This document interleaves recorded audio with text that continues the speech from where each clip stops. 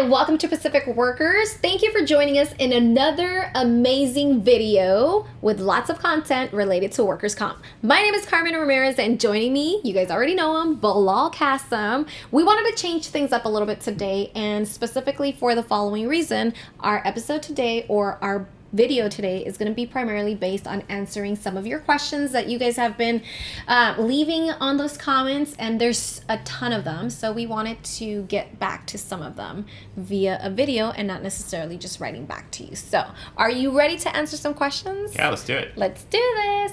One of the questions that I have is primarily in regards to one of the videos that we posted, and this video has been posted a while back. So it was about getting a second QME. It's about dealing with the QMEs, and Mr. Big 1942, thank you for your comment. He's asking that he got injured in April and he reported his injury at work. After that, he went to the emergency room. The insurance adjuster contacted him and said they'll send him his necessary paperwork. You know, the typical stuff when you just get injured at work, or what you should be getting when you get injured at work.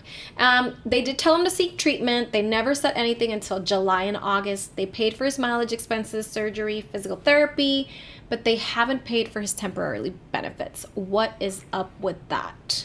So when your doctor takes you off of work, you're entitled to temporary disability, provided that your case is actually accepted. His case may be in delay status. If his case is delayed, then they only have to pay for up to $10,000 in medical care. Of course, they did reimburse him mileage, so that would seem that they're paying him benefits too. Right. I would say the one issue is whether or not the case was actually admitted in the first place, and two, whether or not there's a doctor's report that's actually giving him work restrictions that took him off of work. Gotcha. If the case is admitted and there is a doctor's report that took him off of work, he should be entitled to temporary disability for that period. So what he should do is get his doctor's report with his work restrictions and send those to the insurance adjuster, demanding that they pay him temporary disability as well as a penalty for a late payment, if in fact the claim is admitted and they haven't objected to the report or done anything otherwise. So yeah, that should be a pretty easy fix for him. Great. Now, this also includes the amount of money that was owed to him from his injury back in April. So if it started in April, they're supposed to pay back as of April, right? Plus the penalties and then whatever they owed him moving forward. Yep. You're supposed to pay within 14 days of temporary disability. And the first 3 days are exempt unless you actually are off for 14 days or longer. And clearly he's been off of work for, it seems like, a few months. Mm-hmm. And so if it were our case, we would be demanding, retro temporary disability as well as ongoing temporary disability and penalties for the late payment on that initial amount that he should have been paid in the first place. I'm going to throw a twist question up in here as well. Let's just say you do file for this and you petition, hey, I need to get paid for all the stuff you've owed me. How long does it take before you actually even see the payments? It depends. In his case, it's not uncommon to see, adjusters ignoring people. Unfortunately, it's just par for the course. I would say he should make a demand to the adjuster. If the adjuster's on their stuff, they should get payment out immediately. Mm-hmm. If the adjuster's ignoring him and not getting him payment, he would have to file a case with the appeals board, and you'd have to request a hearing, which can take some time. Getting an expedited hearing on calendar, which is the type of hearing you'd want for the quickest possible hearing to address owed benefits, usually that's at least like 30 days out. Okay. So he's looking at kind of a wait time. Okay. If, of course, there's a dispute and a reason why he's not getting temporary disability, then he may want to apply for state disability insurance to cover him for the time in between. Awesome. Now, I wanted to keep this video short. Unfortunately, there is a ton of questions being asked on our social media, and it might just go a little bit over, and that's totally fine. We hope you guys do understand. This is for the benefit of answering as many questions as we can. So, this question is in regards to a video that we also posted a while back, and it was the testing for drugs when you get injured, which companies or policy along the lines kind of states that you kind of have to, or you can get tested for drugs just to make sure that the drugs weren't what caused you to get injured.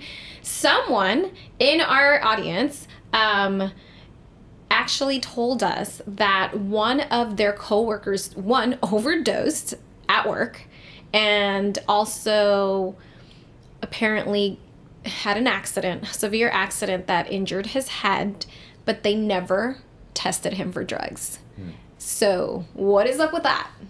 Yeah, there's post-accident drug testing that's normally required. There's, OSHA guidelines that talk about this. Many companies have post-accident drug testing just as a formality. And of course, that's still legal. You know, there are some changes in the law, I believe, beginning in January of 2024, but that's only regards to discrimination against hiring and stuff for off-work cannabis use, but not for on-the-job drug use, you know, cannabis use included, that may or may not cause an accident. So that does come up a lot. We also see is a bar to a workers' comp case is drug use. So if you're actually injured as a result of your drug use, you are not allowed to collect workers' comp benefits. It's really a law that's designed to say, hey, you messed up, so you don't get the benefit of workers' compensation. So we do have cases where people are under the influence of, you know, narcotics or medications or whatever, and they do get hurt at work. And it's a fight because the insurance company wants to prove that their intoxication actually caused the accident. But it's very specific that they have to prove that the intoxication caused the accident, not that they just happen to be intoxicated at the time of the accident. Gotcha.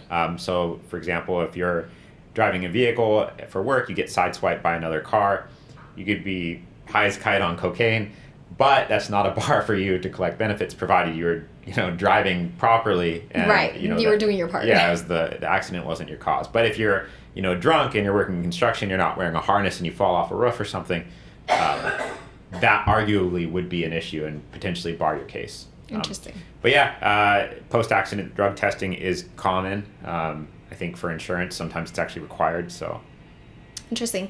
So last but not least, we have the third question.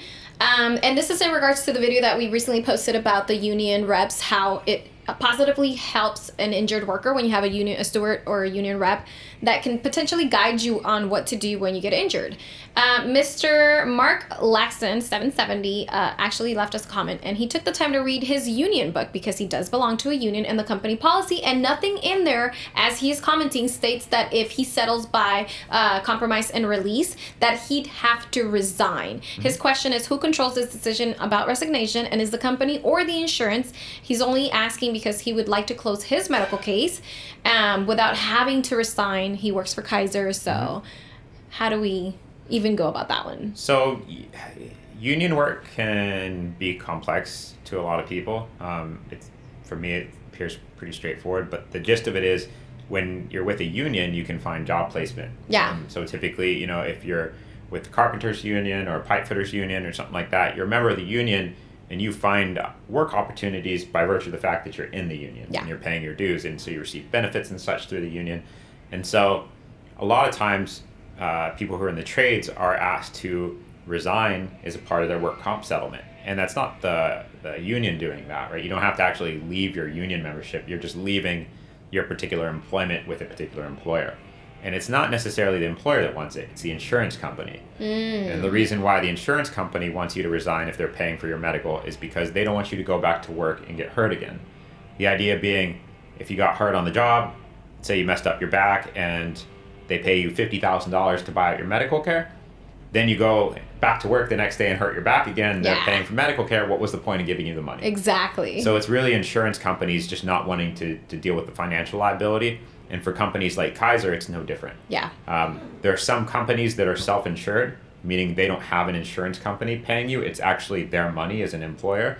And so if it's the employer that's asking for the resignation in connection with the compromise and release, usually it's because they're self-insured. Right. And so it's their money on the case that's being paid out. So that's why. Yeah, it makes sense. Okay, cool. Well, thank you so much for answering these questions. And we are going to essentially be creating a little bit more of these FAQ sessions with you. Thank you for joining us on this YouTube channel. If you have any comments, please let us know. Leave them down here if you want any questions to be answered. And you can also give our office a call if you're interested in getting a free workers' compensation consultation. Then you can go ahead and check on the description for all those details as well.